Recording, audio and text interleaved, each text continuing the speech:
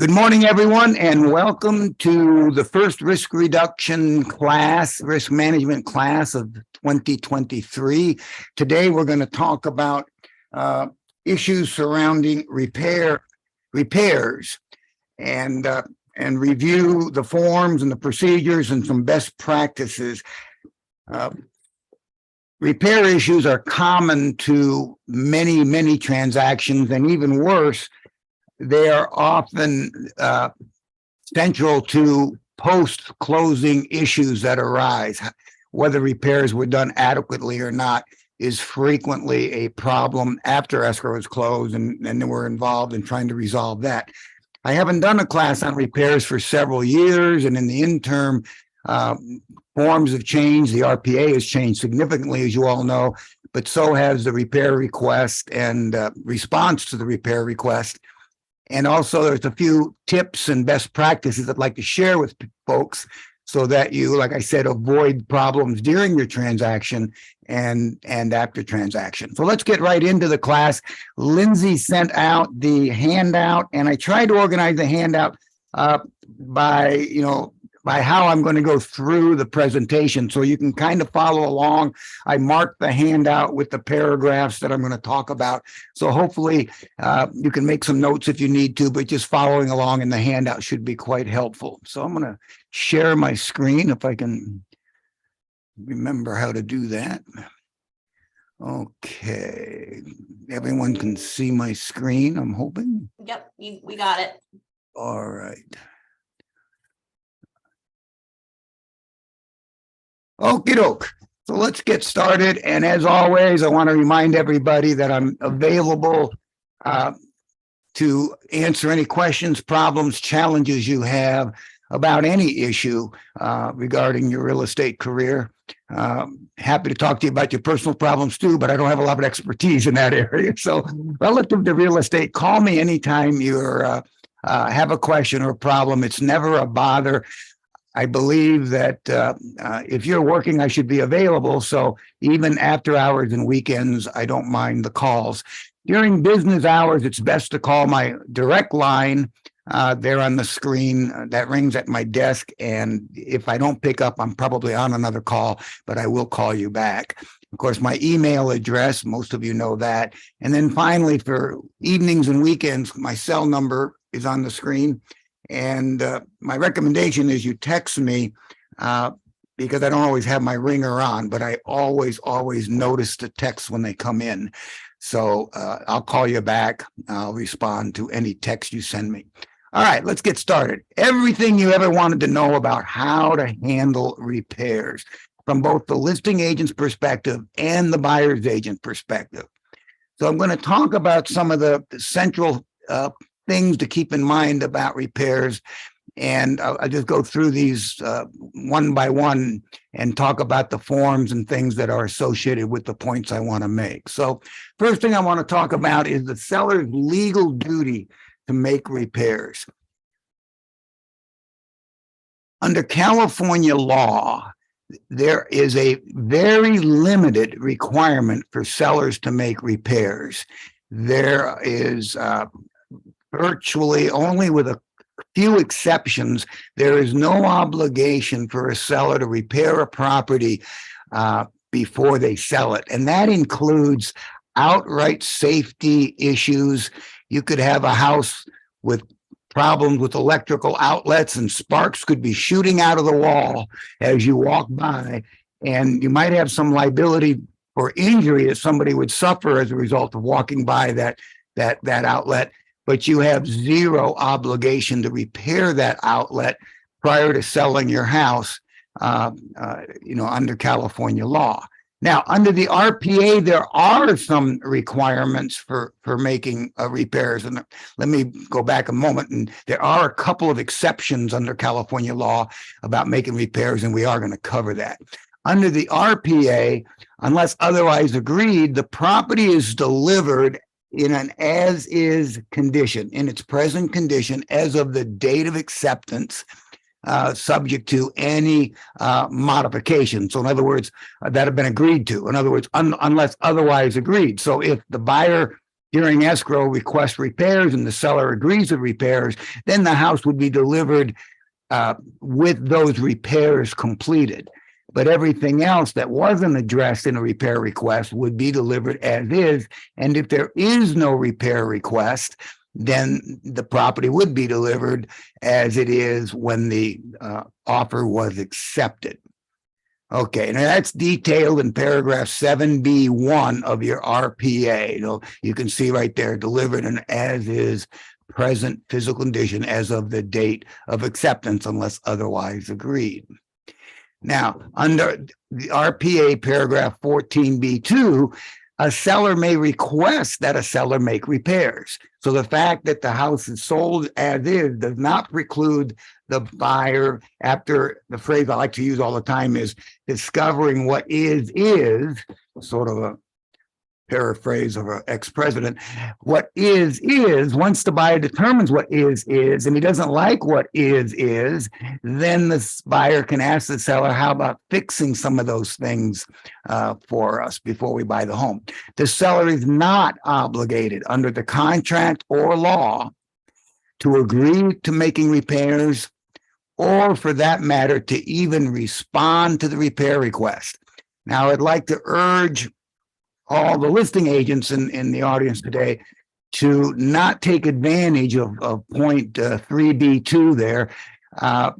It's much better for a transaction that you respond to the buyer's request, even if it's simply to say the seller has chosen not to respond. Now, agents call me all the time and they say, well, what does that mean? And I say, a phrase I use is, well, no response is a no response. So if they don't respond, then the answer is no, because you need agreement for there to be a yes. Again, though, as a listing agent, it's a lot easier on everybody in the transaction for sellers to respond. Just imagine if you were the buyer's agent and your seller was not responding. I can tell you traditionally what happens with buyers. At first, they're irritated with the seller and the listing agent because they're not getting a response. That often morphs into irritation with their own agent. And that's unfortunate, but the buyer often develops the attitude, well, what's wrong with my agent that he or she can't get a response from the other side? So you're not doing your co-op agent any favors at all by not responding. In fact, you're jeopardizing perhaps possibly their relationship with their buyer. So do respond, but there's no obligation to. All right, now, and that's detailed in paragraph 14B2 of the RPA. You have that in your handout, you can read it. But it does talk about the buyer may make a request for repairs. They recommend the RR or the RRRR as the forms that you use with repairs, and we're going to talk about those. The seller does not have to respond. So that's detailed in the RPA. Okay, now there are some exceptions for residential property regarding the general rule that the seller has no obligation to make repairs. And so I'm going to detail the exceptions for you here. The first exception, which there's maybe a couple of you on the call that that this affects, and you probably already know this, so I'm not going to spend a lot of time on it. A builder of a new single-family home does have a legal obligation under SB 800 to make repairs. There are certain circumstances that must be followed, and it depends on how the contract initially was written. Some of the requirements under SB 800 can be waived by the buyer and the seller. Other requirements cannot be. Like I said, I don't want to go into a lot of detail, but just know that if it's new construction, there is a legal obligation for the builder, who's often the seller, of course, to make repairs. Now, legally required installations and property improvements also exist in statute, and there are basically two levels of statutes. One is a state level, and the other is a local level. So at the state level, there, the there are a couple of items that must be, quote, repaired or improved, and the seller must certify before close of escrow that those things are done. I'll cover those in a minute. So what they are is, I'll cover them now, is the installation of smoke detectors in non-exempt transactions. If the property is in general exempt from a TDS, it is exempt from the requirement to certify that the property has smoke detectors in it, functioning smoke detectors. So unless you're exempt from a TDS, if you're not, then the seller must certify that before close of escrow, there are functional smoke detectors working in the house. The other item that must be certified before close of escrow is the installation of water heater bracing. And interestingly enough, there are no transactions, residential transactions, I think commercial too for that matter, that are exempt from water heater bracing. In fact, for sure commercial, there are none.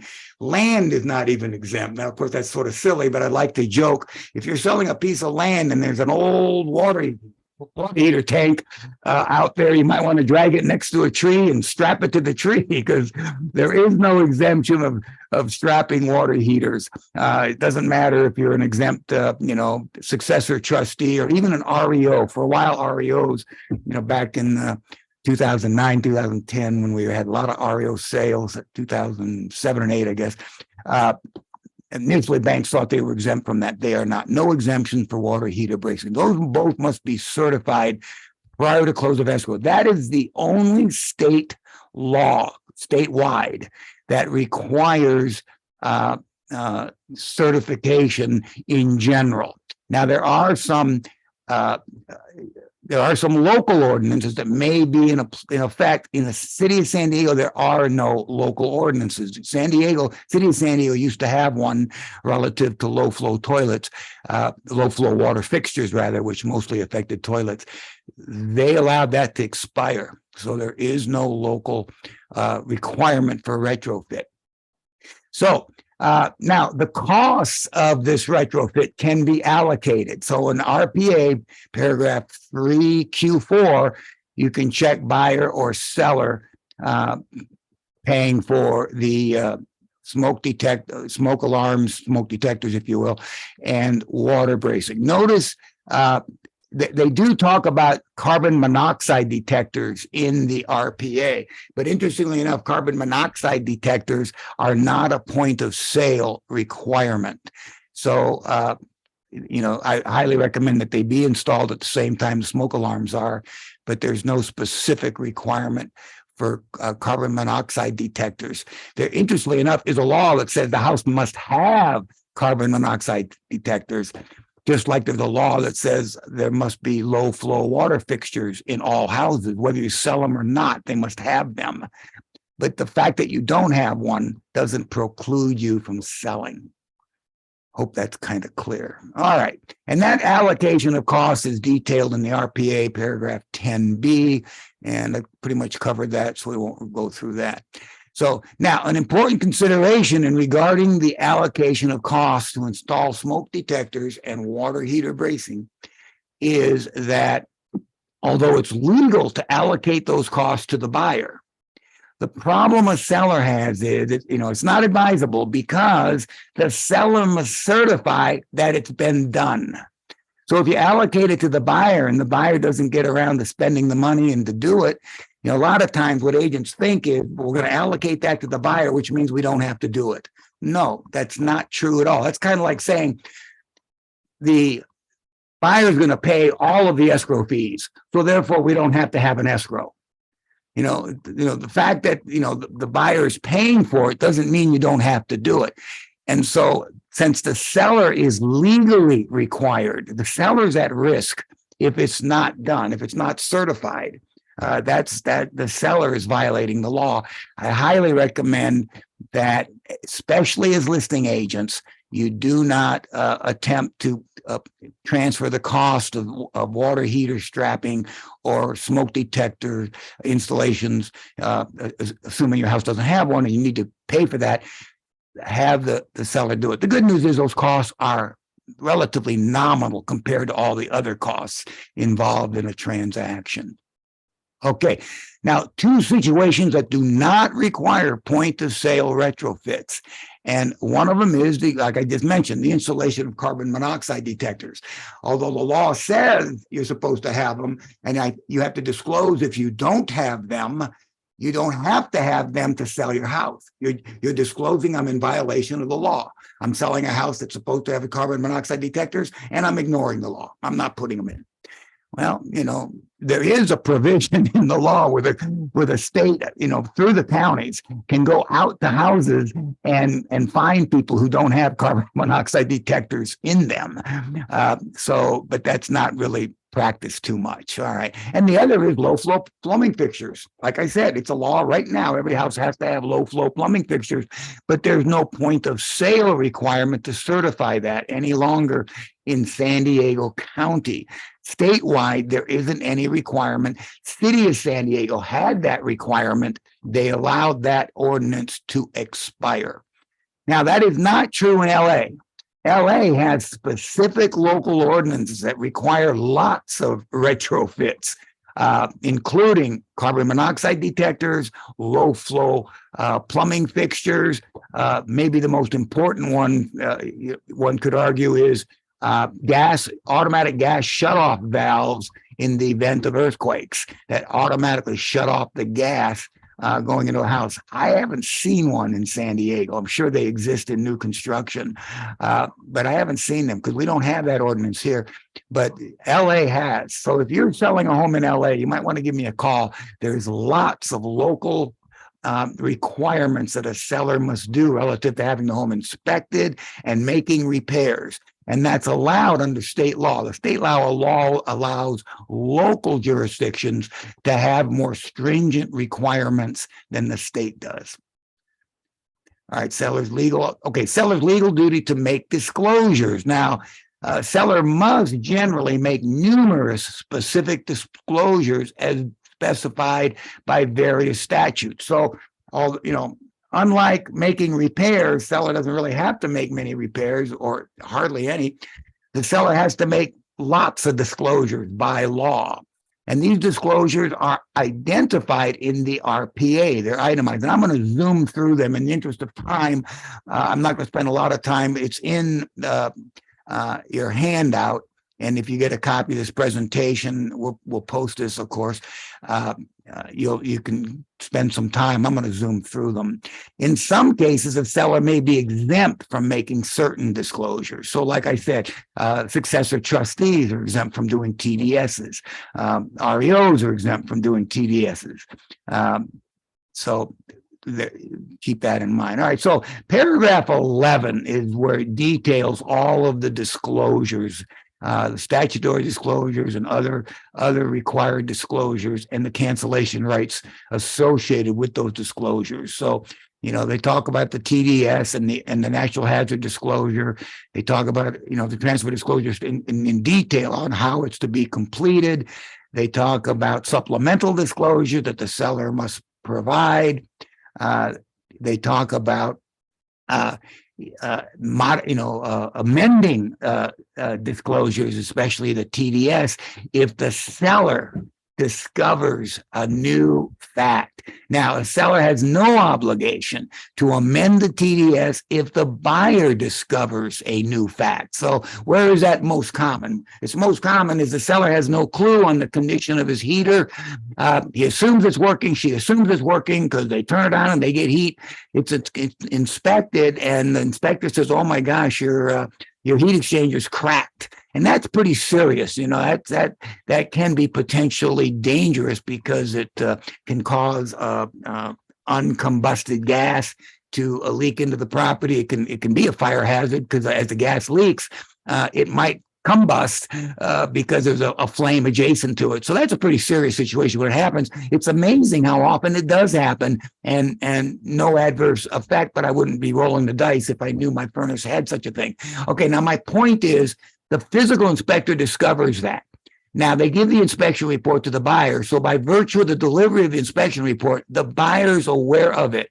The seller does not have to amend the TDS in this transaction. Now, that buyer decides he doesn't want to buy the house because of maybe that reason or some other reason. Maybe he can't get his loan. Now you have another escrow. You can give the same TDS with no mention of the cracked heat exchanger if you also provide the first copy, the physical inspection from the first escrow. And in fact, if you don't provide the physical inspection from the first escrow, in the second escrow, you would have to amend the TDS with every single thing that inspector put in that report, because now the seller has knowledge of it in the second escrow, and the new buyer doesn't have knowledge of it yet because he hasn't seen the report. So you would have to amend your TDS or just give the new buyer the old physical inspection.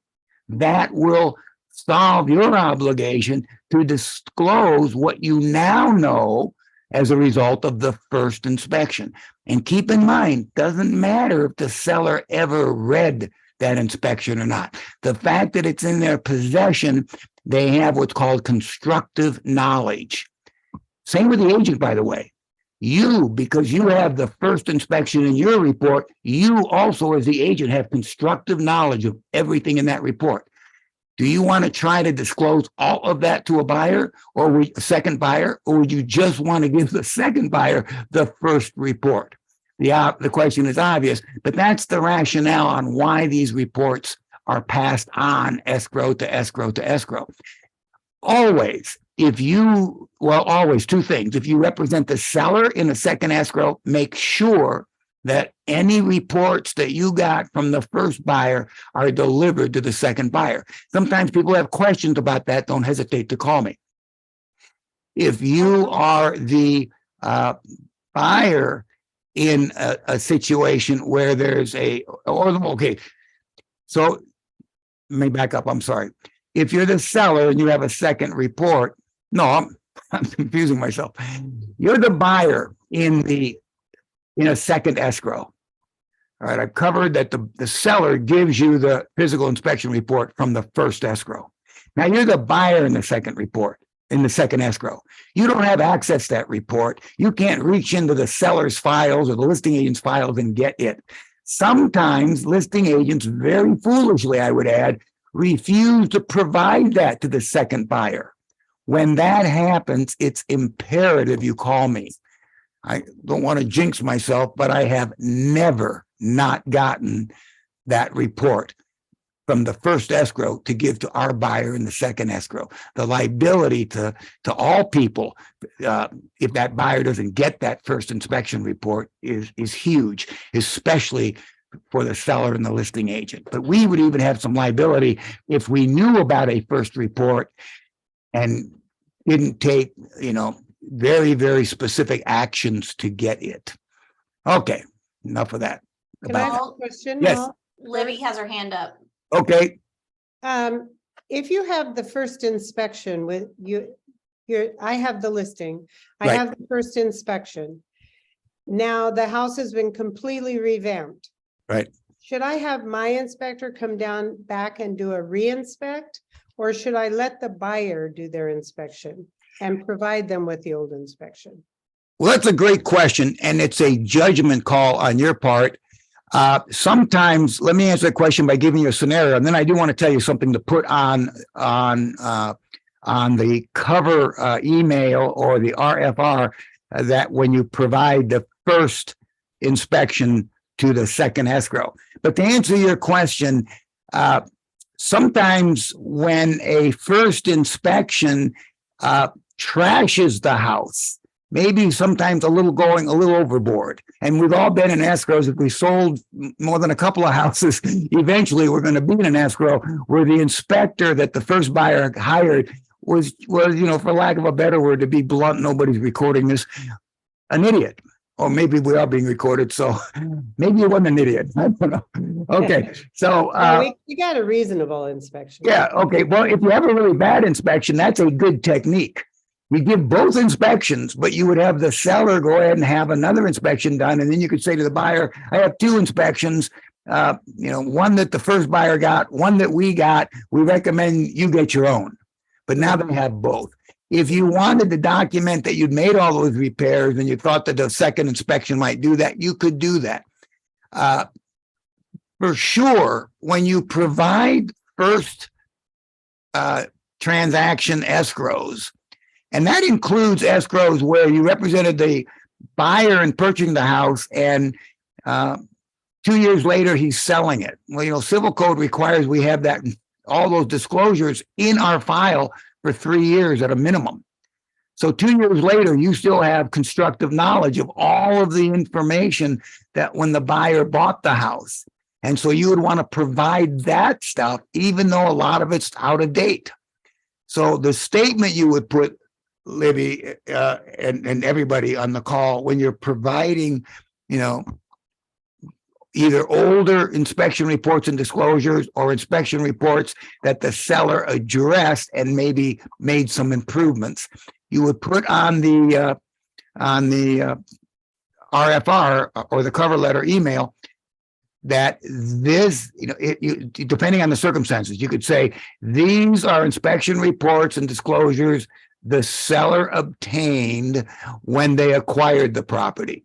Or if you're passing on an escrow, a first escrow to a second escrow, this is the inspection report that a previous buyer provided us when we were in escrow with that buyer prior to this escrow.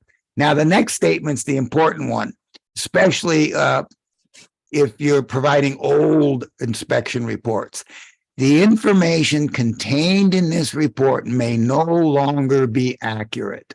So, Libby, you could do the same thing. You could provide the first report, but you could, in the cover letter, say the information in this report may, don't say is not, say may not be accurate. And then you might itemize, the seller has addressed the following items, and then make a list. So a little extra work on your part, but it's why they pay us the big bucks, right? So you have to kind of, modify a little bit, or augment, maybe the better word, add to that report to indicate, some of that stuff has been fixed or been changed. It's no longer accurate.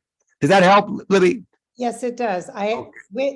She did this first TDS SPQ, which didn't mention repairs, and I had her do a second set of TDS SPQs, which do mention all the repairs.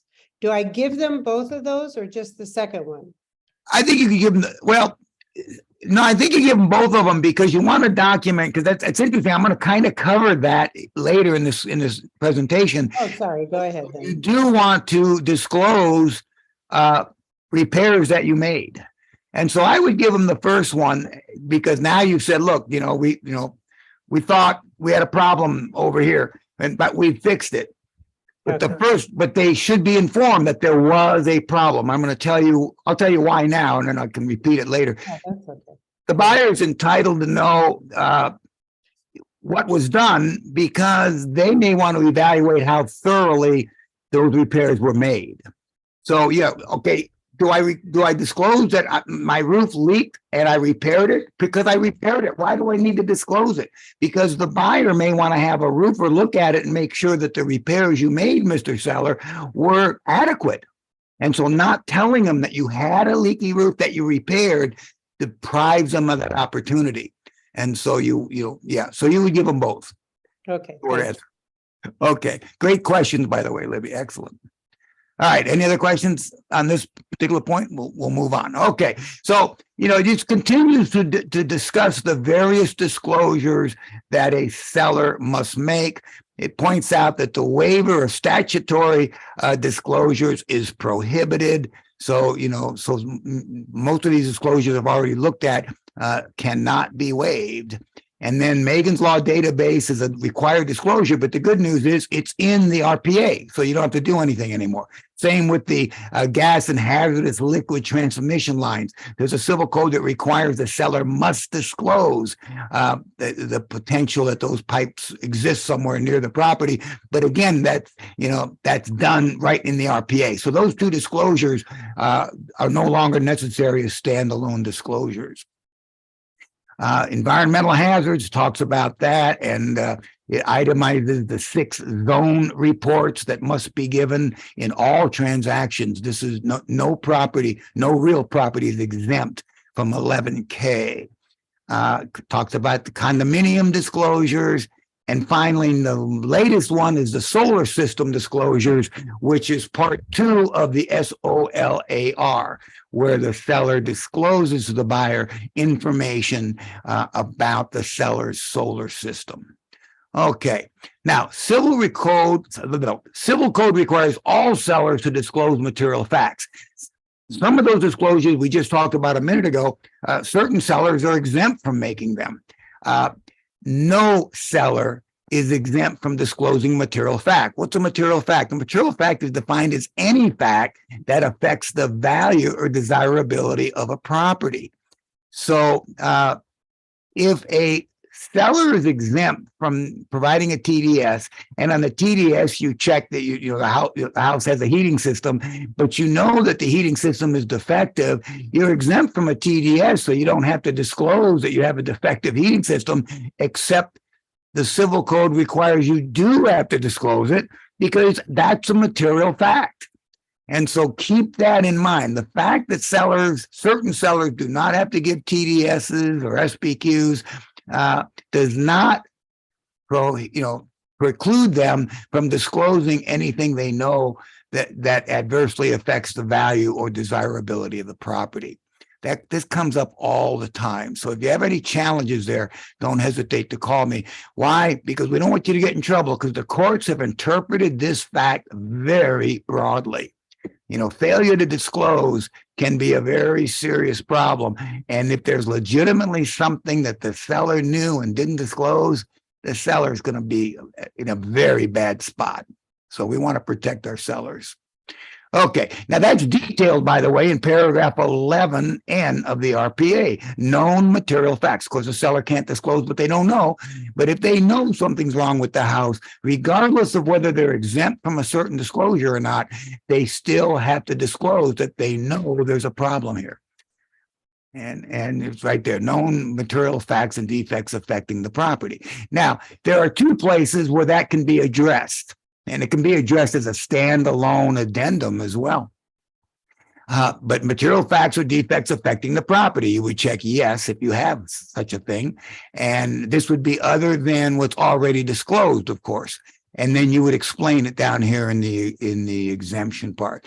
Now, past, on paragraph 18 of the SPQ, past material facts. See, Libby, that's kind of what I was referencing. You have an obligation to tell them the problems you did have, because you would want the buyer to have the opportunity to review, whether it was adequately addressed or not by the seller.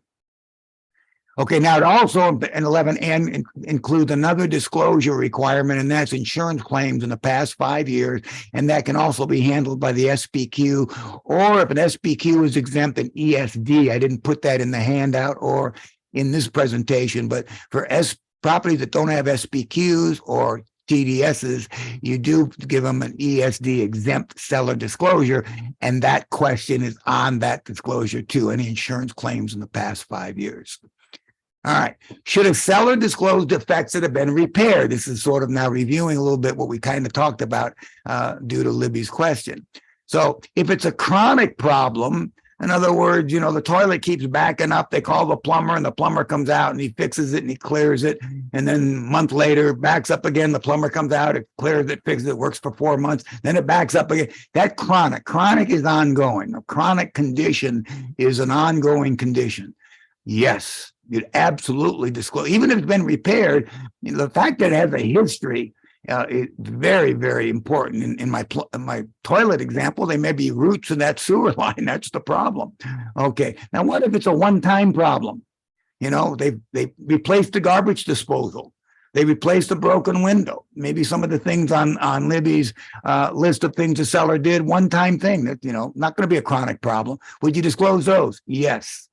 For the exact reasons that I said, and that is the buyer hadn't have the opportunity then to look at what was done to fix even the one-time problem. So I think we've covered that pretty well. Now, the TDS also asks for repairs. Any repairs been made? Now, they've sort of focused on whether or not your repairs were done with permits or building code or in compliance with building codes. It's amazing how often repairs are not in compliance with building codes. But if the seller doesn't know that, they can honestly check no, because they're not aware of the fact they had violated the building code. But I can tell you many repairs sellers make, they don't follow strictly the building codes. All right, SBQ asks for any repairs done to the property and also any ongoing or recurring maintenance, which could be interpreted as repairing the property sort of on an ongoing, regular process. And then finally, they talk about in the SBQ, even past defects that have been repaired.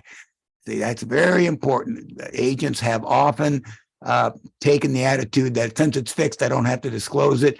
Why take the chance? Here's a question, I'll share with you a secret, and you can answer your own question often, but I don't mind answering. Don't hesitate to call me. But I often get asked a question, such and such a condition exists, do I need to disclose it? Here's the first question an attorney is going to ask you. Why wouldn't you? And if your answer has anything to do with, I don't want to upset the buyer, screw up my transaction, that's an absolute admission that you must disclose it. Now, if you said, because it's silly, I don't want to waste the ink, I've already, given them the paperwork, and now, hey, by the way, the sun comes up on the east side. Do I need to disclose that? No, you don't have to disclose that because, there's no negative impact to disclosing it. You just don't want to bother, disclosing something that's either silly or clearly evident to the buyer anyway. So depending on your answer, you might say, no, you don't have to disclose that. But often the answer is, I don't want to upset the other, to the buyer. That's an absolute admission that it's a disclosable material fact. Okay, back to the SBQ. They talk about repairs to the landscaping or pool or spa as additional repairs. They kind of detail the repairs. Okay, the buyer's request for repairs under the RPA 14B2. We talked about it already. The buyer can ask the seller to make repairs. The seller doesn't have to agree and nor even respond to the request. And that again is in 14B2. Now, how do you do it? You do it with the request for repair. I'm going to zoom through it pretty quickly, but I want to point out a few problems that come up frequently.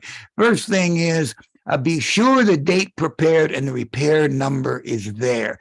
That can be kind of problematic when there are problems later, and it just never fails when you got a problem, with the paper trail on a repair and who said what and when, and which repair request is now the one that's governing. And then I find out that it's not numbered and I got two repairs, or there's a date prepared isn't filled in. I'm trying to figure out, well, which one came first? Be sure of those two things. Now there's a list of things you can look at the repair request in your handout, but there's a list of things the buyer can check. So the first one is the buyer can request that the seller, prior to the final walkthrough, take the following action, make the repairs. Now, if you check on a list attached, two things that list has got to have. It's got to have a date, and it's got to have places for the buyer and seller to sign. So here's the good news. I think more and more people are going to stop attaching lists because the repair request now functions with an overflow addendum. So you can start typing in 1A and you can type to your heart's content and you'll end up with an overflow addendum, overflow text addendum that'll attach to the RPA, and that is better. Now, the general comment I want to make about asking for things to be done is be very careful. You must be very clear on what you want done, and it must be an action. If you're going to list stuff, it can't be an observation. I can't tell you how often, and if it goes to court, you're the one that's going to lose because you're the one that wrote it, and the buyer will lose because it's ambiguous, And then the buyer is going to come after you for not writing it better. So often the physical inspection will say, faucet leaks. And it's amazing how often I'll either see, item 21 on the physical inspection. Okay, I look at 21. It doesn't say repair leaky faucet. See, that would be an action. It says faucet leaks, recommend repair. Well, okay, so what do you want me to do? Do you want me to repair it? You didn't ask me to repair it. So don't describe a condition without stating an action you want to take. I think the most serious problem we had the seller. The buyer in their repair request talked about a Moen mixing valve in the shower not functioning properly. And they did not specifically ask that it be replaced. Interestingly enough, we had a very honorable seller. He attempted to replace it. He investigated it, and he found out it was going to cost him thousands of dollars because he had a very high-end shower with ceramics, and they would have to knock all that ceramics out to get to that valve inside the wall, the guts of the valve, and you couldn't access it from the outside. So he elected not to fix it, and the buyer was livid because he wanted it fixed. To the buyer's shame, he simply pointed out that it didn't function properly, and it was, hard to turn. Well, it was hard to turn because it wasn't working right. So simply identifying a condition is not adequate. Be sure you state the action you want to take. If you want to reference the physical inspection, that's good, but make sure that in addition to referencing whatever paragraph the inspector is pointing this out, that you tell the seller what exactly do you want the buyer to do. The seller to do.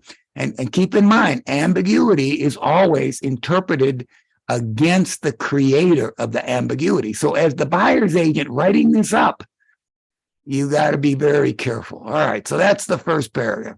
Now you check all that apply. You can check more than one, but keep in mind, everything you check is cumulative. So if you check one and list a bunch of stuff, and then you check C, buyer request seller give the buyer a credit. The buyer is saying, I want both the credit and the repairs done. Frequently, and the good news is honorable buyers and sellers straighten it out before escrow closes, but frequently buyer's agents will list a credit here in lieu of the items listed in A.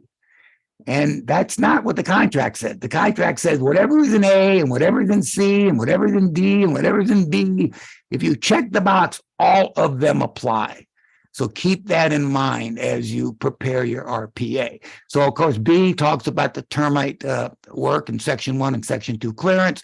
C, as we discussed, is a credit. Keep in mind that the credit must be approved by the lender, and any credit that the lender does not approve goes away. You don't get, a check in escrow. So if you can't use up the credit, because the lender's only going to allow a credit to cover your costs, your closing costs. They're not going to allow the buyer to get a check in escrow. So if you have a $10,000 credit and you have $9,000 in closing costs in total, talk to me, talk to Larry. We've been creative in the past on how the buyer can, do things to get the seller to spend that other $1,000 to the buyer's benefit. But if you don't spend that extra $1,000, it's gone. Okay, you can modify the price if you want as well. And then you attach reports, anything to back up, estimates, very good idea to include any inspection reports and estimates if you are asking for a credit. An inspection report, if you're asking for things to be repaired, but if you're asking for a credit, give the seller some background on why. For FHA, if the lender requires certain things done, the buyer can request it.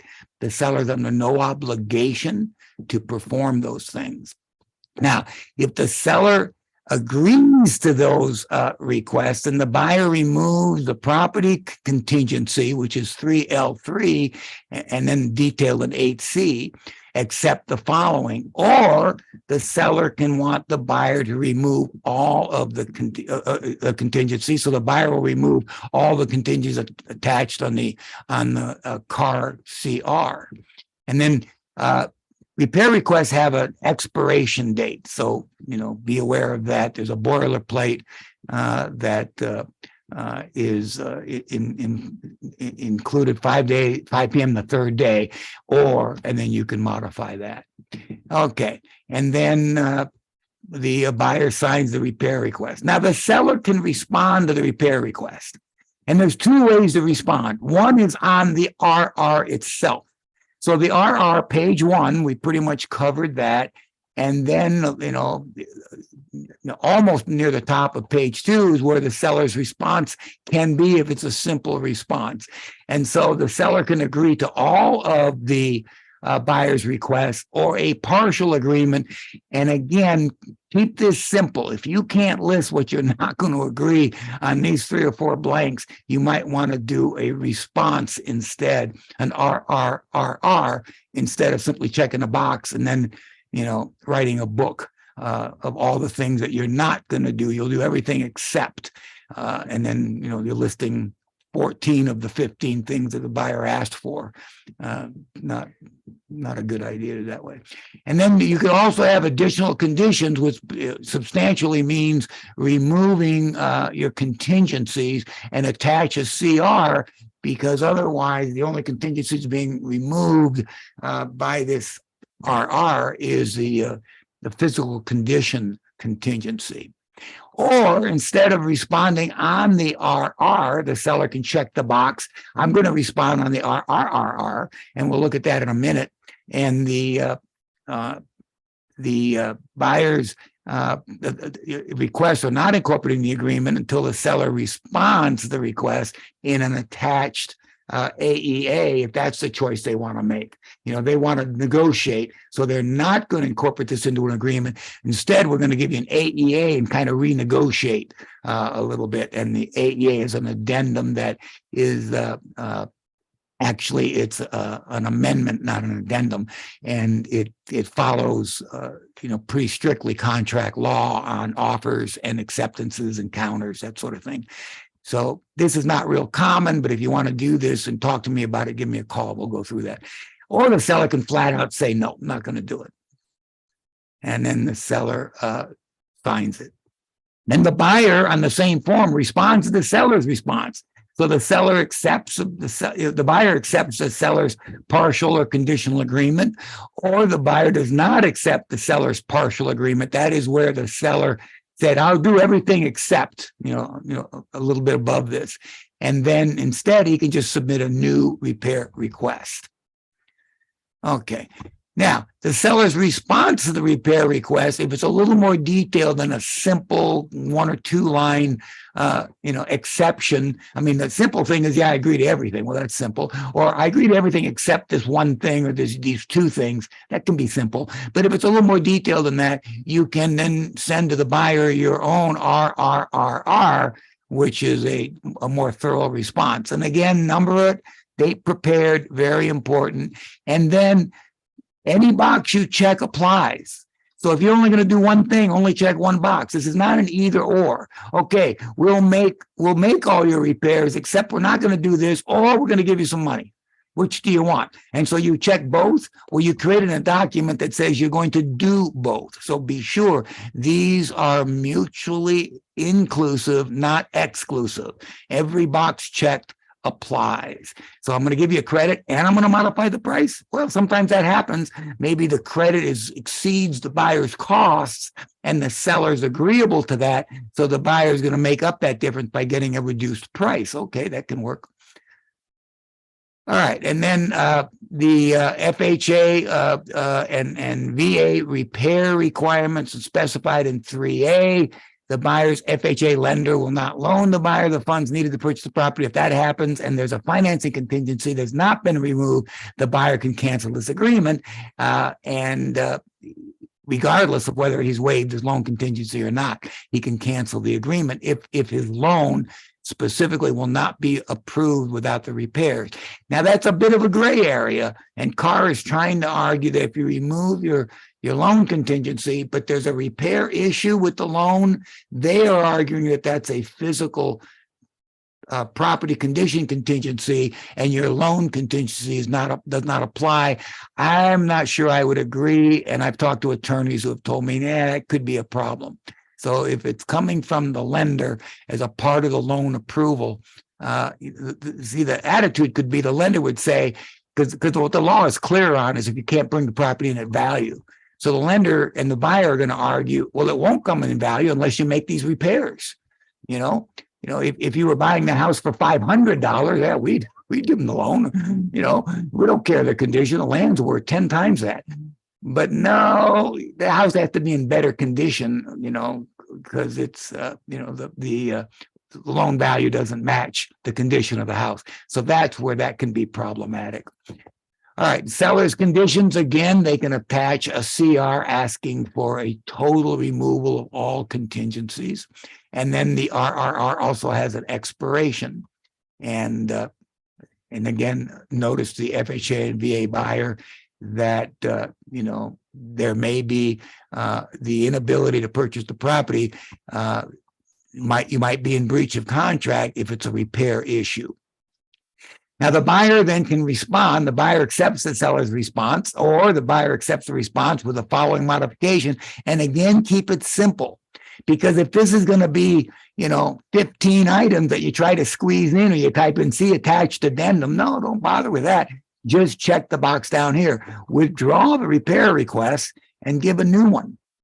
And that's where these numbering's important, because if after 2 or 3 repairs back and forth, if you don't have them numbered, you're getting kind of confused. Which one are we talking about here? All right. And then the buyer signs it, and then the seller agrees with the buyer's modification, or the seller does not agree. And then the buyer can submit a whole new repair request if that's what their choice is. Okay. Now I want to cover this too. I'm going to be probably about 5 minutes long. I'm going to try to wrap it up. I got 4 minutes before it's 12 o'clock. We do want to answer questions. Requirements regarding repairs. This is critical for listing agents to review this with buyer's agents. With sellers. Listing agents review the following list with their seller. Buyer's agents make sure that the buyer gets the benefit of these requirements being met. Because if you don't even ask, and then the buyer finds out later they were entitled to it, they would have a cause of action against you, the buyer's agent, because you didn't even bother saying, oh, by the way, you're entitled to this, and the seller's refusing to do it. We can't make anybody do anything. I don't have a gun, and if I did, I wouldn't use it.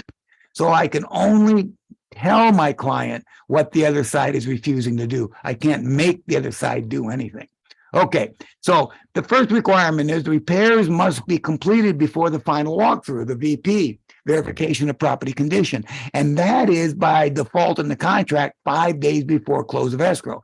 So repairs need to be done in time for the buyer to review them at the walkthrough. So that's number one.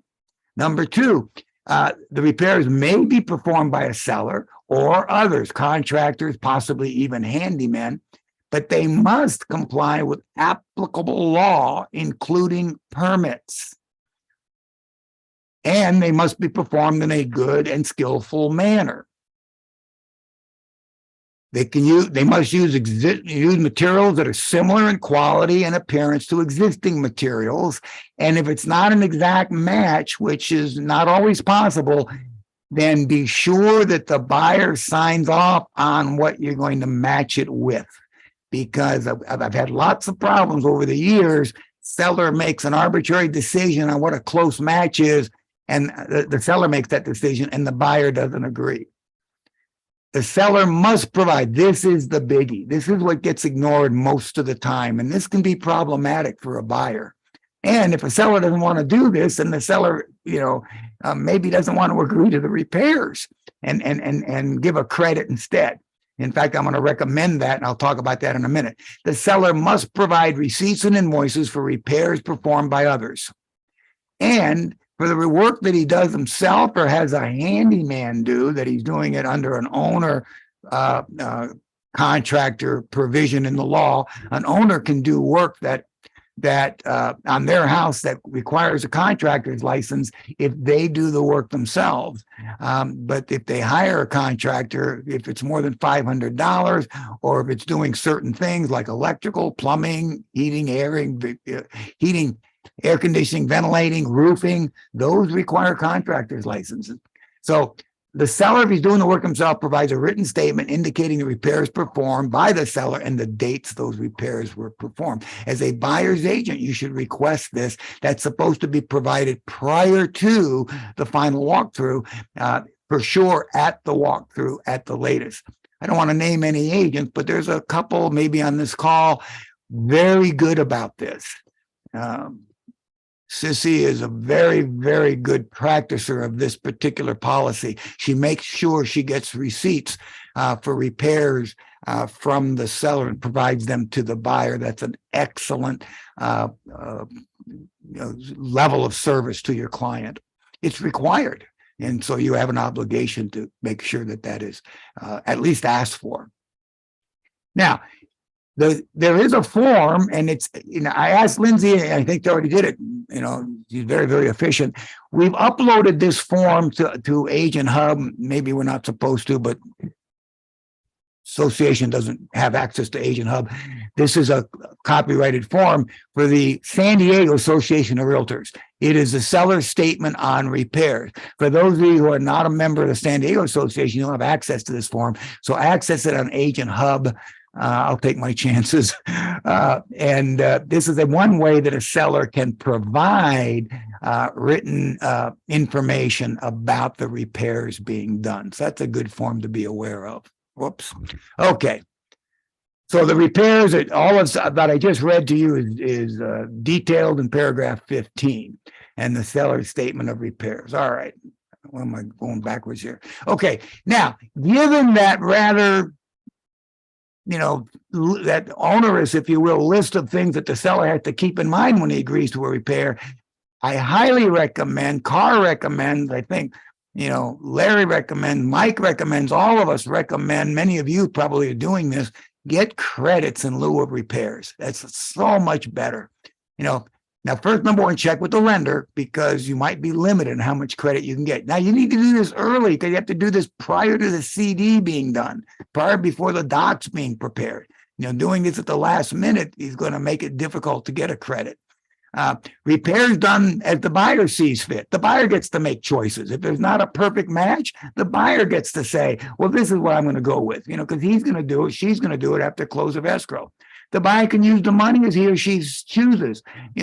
My son got an insurance claim on the house and he doubled it and remodeled his entire house. So, they didn't just make the repairs, they gave him a check. And then he took that check, added it to his own funds and came up with an even better outcome. So, buyers have that ability then, if they have the money, they can use it.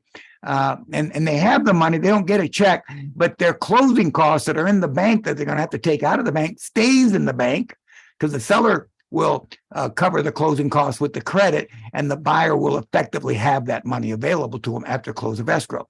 The buyer selects the contractor. The buyer will have that money available to them. The buyer selects the contractor who's going to do the work. He can check out their references rather than a seller who's going to go often with the lowest bidder. Repairs are done to the buyer's satisfaction. The buyer gets to oversee the repairs. No delay in the transaction, moves forward, no problem. And perhaps the biggest benefit to the seller, aside from not having to conform to all of those requirements in the RPA if you make repairs, is you don't spend a nickel if escrow doesn't close. I can't tell you how often sellers have spent money on repairs and then escrow didn't close, and even worse, contingencies weren't removed, so the buyer gets a deposit back and the seller's out the money they spent. So a credit would preclude that. Excellent way to go. Okay, finally, the final walkthrough form you're all very familiar with. It is not a contingency of the sale. That's misunderstood. What is a contingency is all of the things that the seller agreed to do. So the fact that you do a walkthrough and you discover the repairs aren't done, If it's serious enough, you could argue that's a contingency. I'm not closing till you do the repairs. I've had, for lack of a better word, maybe it's unkind, uninformed agents, unenlightened agents tell me, no, you can't use the walkthrough not to close escrow. Of course I can. What if the walkthrough discovered that the back bedroom burned to the ground? Are you telling me I have to close anyway? No, what the not contingency of sale means is it's not an opportunity for the buyer to re-inspect the property to discover new things. Oh, I didn't notice this before, but there's a problem over here. We're not going to close because of that problem. No, that's gone.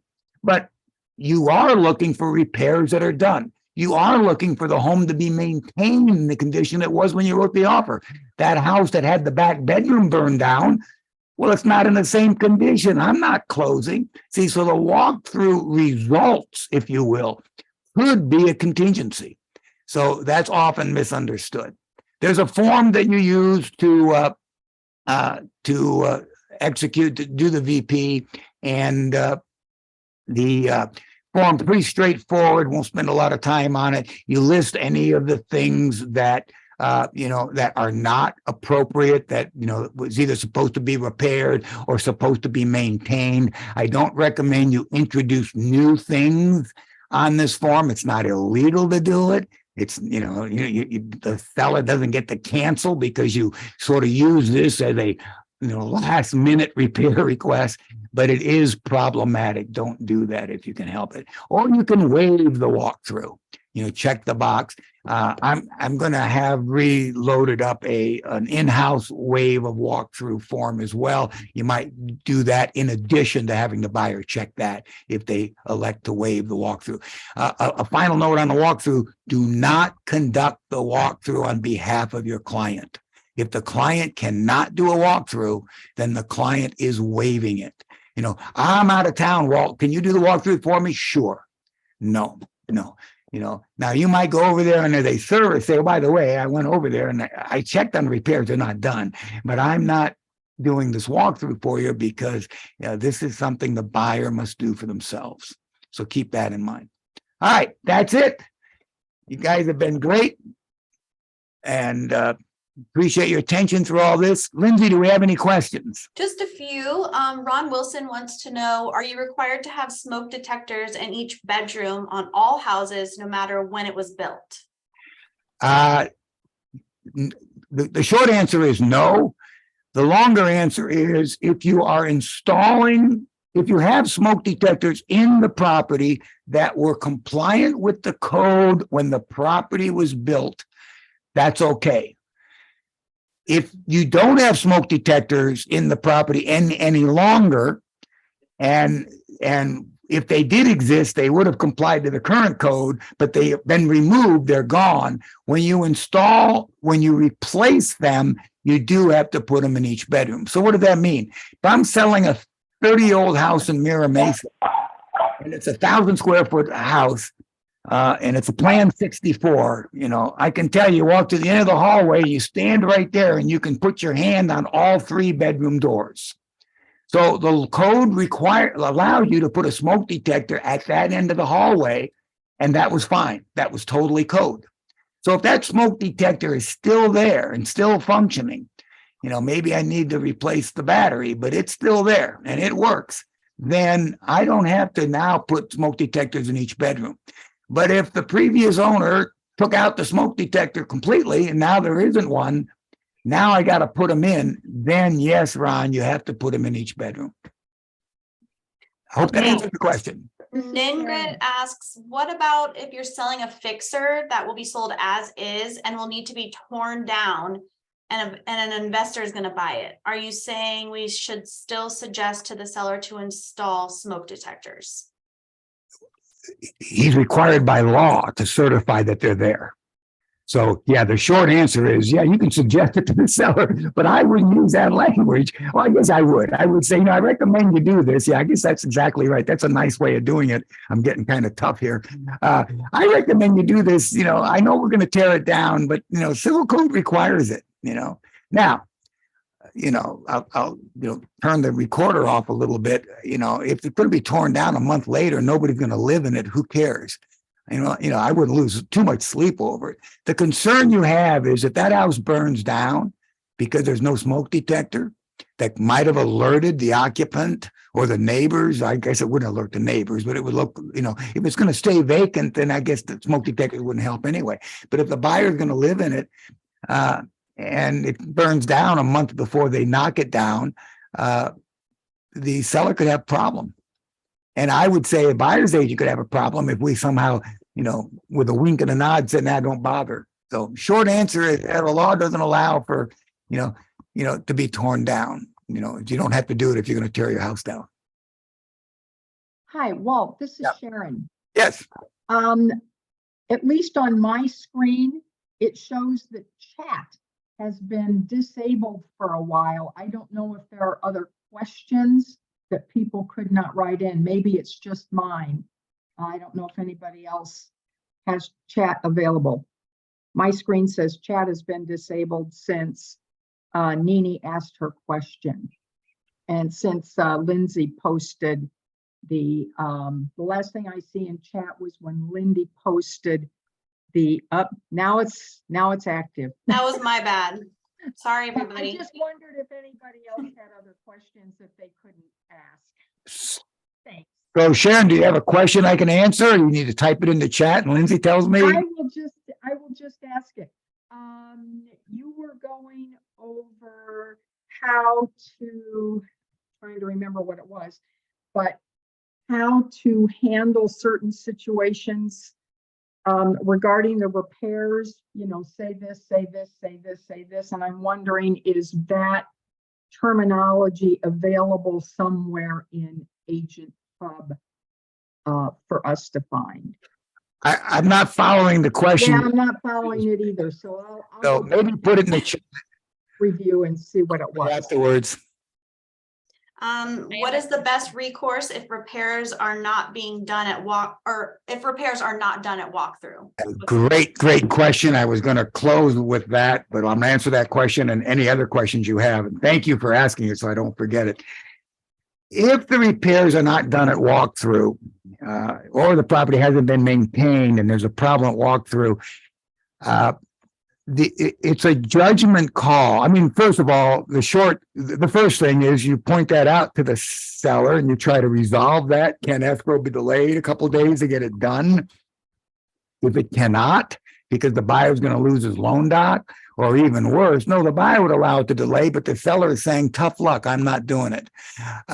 So if you don't have that option to get this resolved before it closes escrow, then if it's a material breach of the contract, the seller would have the right not to close escrow. Now, material breach would be, and that's relative, but that would be a breach that the buyer would be harmed if he closed, relative to the harm of not closing.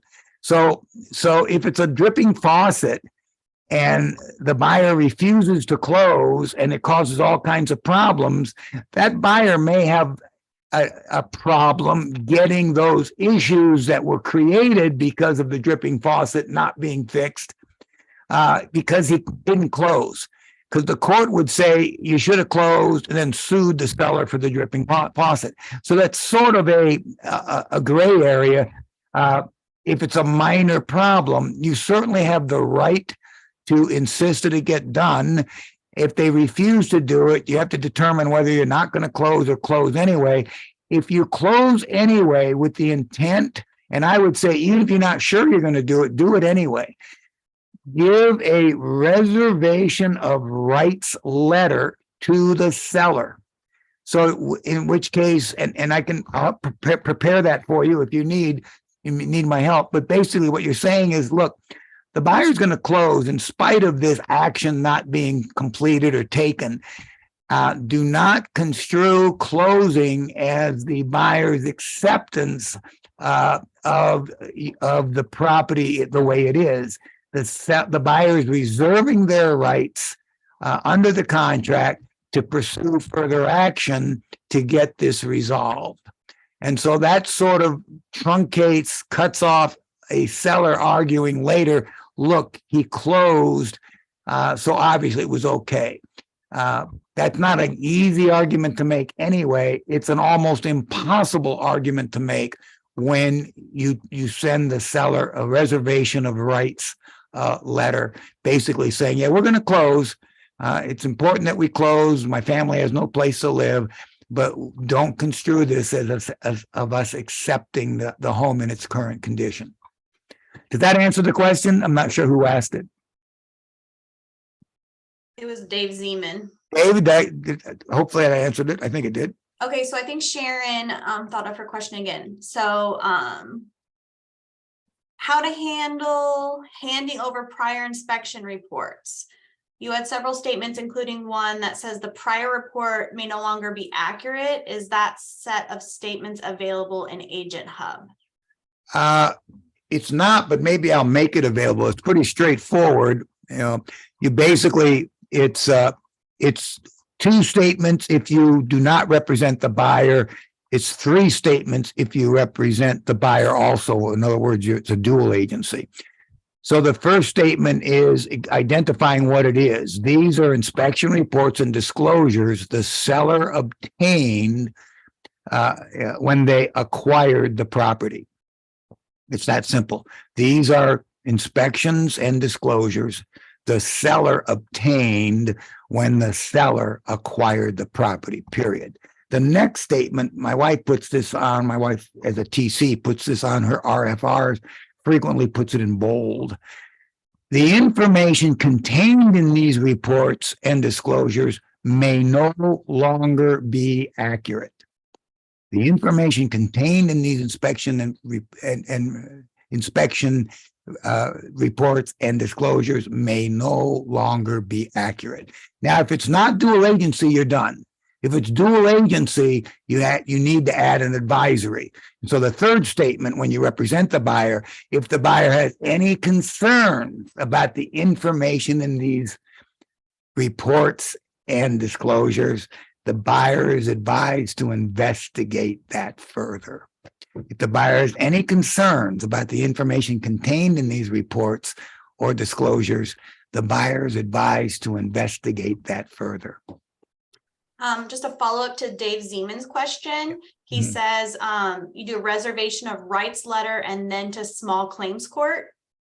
Yeah, well, hopefully, yeah. I mean, if it's an item bigger than small claims court, you may not want to close unless you absolutely have to, because that would certainly be more than, certainly a material breach. But yeah, you go to small claims court. Here's what I can tell you. I've done this more than a few times. Usually the reservation of rights, I don't want to get myself out on a limb, but frequently the reservation of rights spurs the seller to resolve it. So you do the reservation of rights, and now the seller's on notice. Maybe it does close escrow. Everybody needs it to close, and the seller goes, "Yeah, I understand. I know. Okay, what will it take for you to settle on this?" And maybe you say, "Look, give me an extra $100." See, now during the escrow, you can't give the buyer an extra $100. That'd be a defrauding the lender. You got loan docs, you got closing costs. I mean, you got CDs, but after escrow closes and the seller says, okay, I agree, and the buyer says, write me a check for $100, I'll go away. See, so yeah, it handled either through negotiation and or small claims after close of escrow. Another question is Rick Pearson asks, is there a time frame that a seller must provide the inspection reports they received when they bought the house? There's no time frame. If the seller has it, then he has to provide it. So sellers who, a seller like myself, I could be my own worst enemy, although I did clean out my garage. Mike, as part of cleaning out the office, I'm cleaning my garage out too. I threw out all the papers from when I bought other houses in the past. But if I still had an inspection report from when I bought a house 15 years ago, I have knowledge of that. I have that, and I'm obligated to give it to the buyer. Civil code requires that agents have that information for a minimum of 3 years. And so if it's within 3 years, we have to have it and we have to provide it. So hopefully that gives you a feel for it. I would recommend that agents don't keep old inspection reports past 3 years. And for that matter, sellers don't need them really. But if they sell the house one could argue you should provide it. You're probably not going to get in too much trouble if it's 30 years ago, but if it's 4 years ago and the seller still has it, yeah, that could be a problem. Let's see, Kim Tortolot asks, one more question regarding smoke detectors. Mhm. Don't appraisers look for a smoke detector in each bedroom and then a CO2 alarm near the bedrooms? They do. Many of them do. Doesn't mean they have to be installed.